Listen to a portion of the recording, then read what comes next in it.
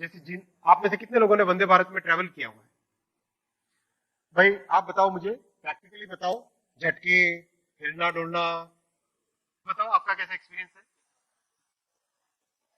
बहुत अच्छा। आपका एक्सपीरियंस बताओ, माइक लेके बताओ जरा। बहुत अच्छा एक्सपीरियंस था। साउंड लेवल कितना था? नॉइज? समझ में ही नहीं आया कि फास्ट है इतना, और क्या टाइम बात बहुत है, कम देखो था। आप एरोप्लेन से कंपेयर करो, हमने मेजर किया है, एरोप्लेन से कंपेयर करो, एरोप्लेन से 100 गुना कम, 100 गुना कम नॉइज लेवल है वंदे भारत के अंदर। आपका experience? It has been amazing. On time. First of all, speed आपको अंदर बैठते पता भी नहीं चलता है. Comfort, amazing. And on time. That's the toilet best. Clean? Absolutely. Very good, ताली बजाओ यार। Very good, excellent. और किसी का एक्सपीरियंस, कोई पॉइंट है जो स्पेशल आप शेयर करना चाहेंगे, आपका एक्सपीरियंस?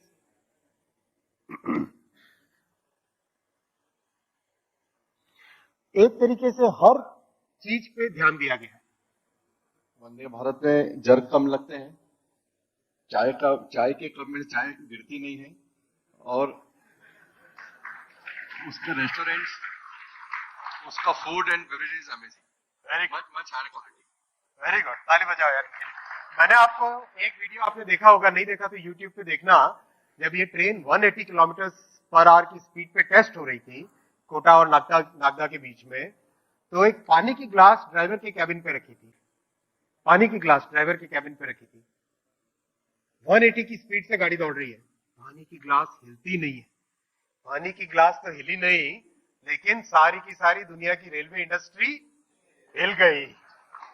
आज सारी दुनिया की रेलवे इंडस्ट्री सोच रही है कि ये भविष्य भारत का ही होने वाला है, वंदे भारत ही सब जगह एक्सपोर्ट होने वाली है।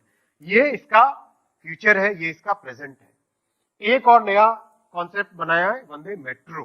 जैसे दो शहर आसपास के, जैसे इंदौर से भोपाल हो गया, इंदौर भोपाल कम डिस्टेंस है, इस तरह के जो शहर है जिनके बीच में कम डिस्टेंस होता है, 150 से 200 किलोमीटर के बीच में, उनके बीच में कैसे एकदम फ्रीक्वेंट शटल की तरह ट्रेन चले, वो है वंदे मेट्रो। यानी तीन कॉन्सेप्ट हो गए, लॉन्गर डिस्टेंस के लिए स्लीपर, मिडिल डिस्टेंस के लिए वंदे चेयर कार, और शॉर्टर डिस्टेंस के लिए वंदे मेट्रो। इस पूरे कॉन्सेप्ट से देश का complete transportation sector Modi ji totally transform कर रहे हैं, और उसमें मध्य प्रदेश का बहुत बड़ा रोल रहेगा।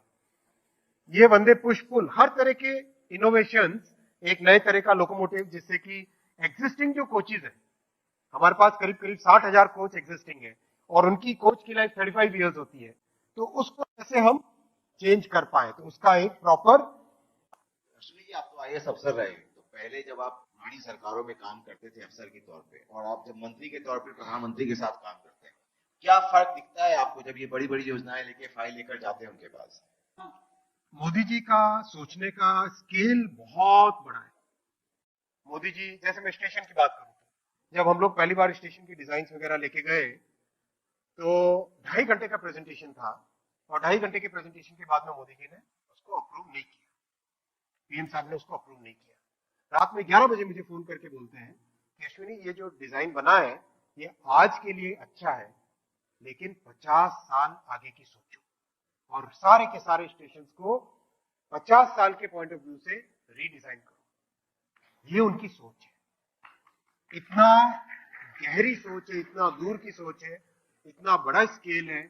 इंक्रीमेंटल नहीं, क्वांटम जंप सोचते हैं मोदी जी, टेक्नोलॉजी का बहुत भरपूर उपयोग करते हैं। और दूसरा सबसे इंपॉर्टेंट, मोदी जी का जो काम करने के तरीके में बाकी सरकारों से जो बहुत बड़ा फर्क है, वो है हर काम में मोदी जी ने भारत के जन जन को सामने रखा। मैं आपको एक एग्जांपल देता हूं, जब वंदे भारत ट्रेन लॉन्च हुई, तो एक छोटी कंप्लेंट आई, जैसे इंपॉर्टेंट कंप्लेंट थी कि बाथरूम में पानी बहुत हो जाता है। मोदी जी ने कहा नहीं, इसको चेक करो। चेक किया, पूरा ढंग से फीडबैक लिया, तो पता चला कि जो वॉशिंग बिन है उसकी साइज थोड़ी सी डीप नहीं है, यानी पानी वहां से उछल के आ जाता है। फिर उसको चेंज किया।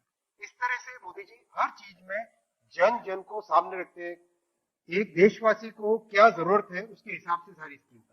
ये बड़ा परिवर्तन। दो सवाल है, और एक तो वंदे भारत का नाम कैसे सोचा गया, किसका आइडिया था, किसने नाम रखा? और दूसरा, जब हम अधिकतर खबरें देखते हैं वंदे भारत जब चलती है तो कोई कांच तोड़ देते हैं, उनको आप क्या कहना चाहेंगे? ये खबरें बड़ी तेजी से आती है।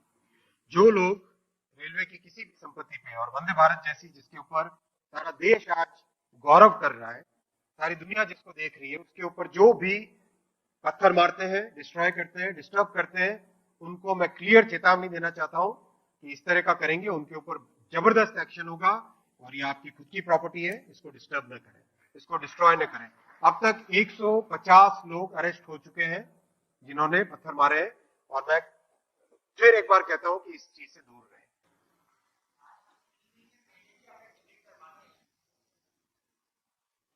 आज हम पहले 3 महीने पहले भी अगर टिकट करवाते हैं ट्रेन का, अगर वो 2 वेटिंग है तो वो लास्ट डेट कंफर्म क्यों होती है? ना ऐसा नहीं है। अगर 2 वेटिंग है और कोई ऊपर से कैंसिल करवाएगा तो पहले कंफर्म होगी। डिपेंड करता है कैंसिलेशन पे।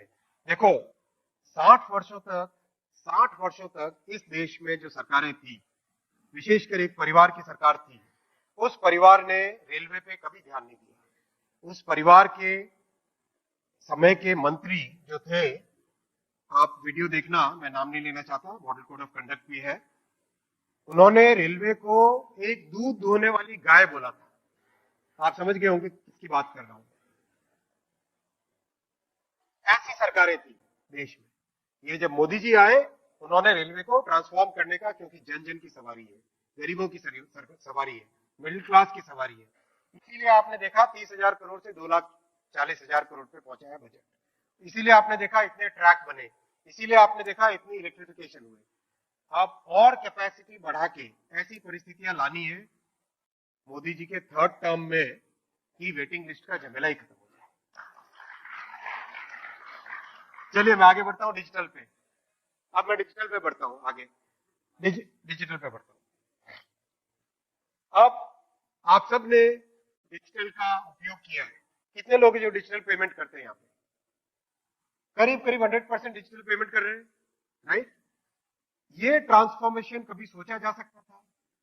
एक समय था 10 साल पहले, भारत के जनमानस में कांग्रेस ने लंबे टाइम तक ये भावना डाल के रखी हुई थी कि भाई टेक्नोलॉजी है, चाहे वैक्सीन की हो, चाहे डिजिटल की हो, चाहे इलेक्ट्रॉनिक्स की हो, तो वो बाहर से इंपोर्ट करनी पड़ेगी।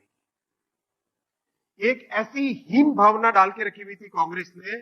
60 वर्षों तक हर नागरिक को यह सिखाया कांग्रेस ने कि भाई जब भी टेक्नोलॉजी चाहिए बाहर से लानी है। ये बहुत बड़ी उनकी साजिश थी देश के प्रति, देशवासियों के प्रति, जिसको उन्होंने अपने 60 वर्ष के एक परिवार के राज में देश के जनमानस में वो बीज रोपा। जब मोदी जी आए, उन्होंने सबसे पहले उसको बदला, इस हीन भावना को दूर किया, देश में आत्मविश्वास को बढ़ाया। हमारे ही टैलेंट, हमारे ही नागरिक, हमारे इंजीनियर्स, हमारे ही साइंटिस्ट वो कर सकते हैं जो दुनिया के किसी भी देश का, समृद्ध से समृद्ध देश का नागरिक, समृद्ध से समृद्ध देश का इंजीनियर कर सकता है, वो हिंदुस्तान का इंजीनियर भी वही कर सकता है। इस भावना को मोदी जी लेकर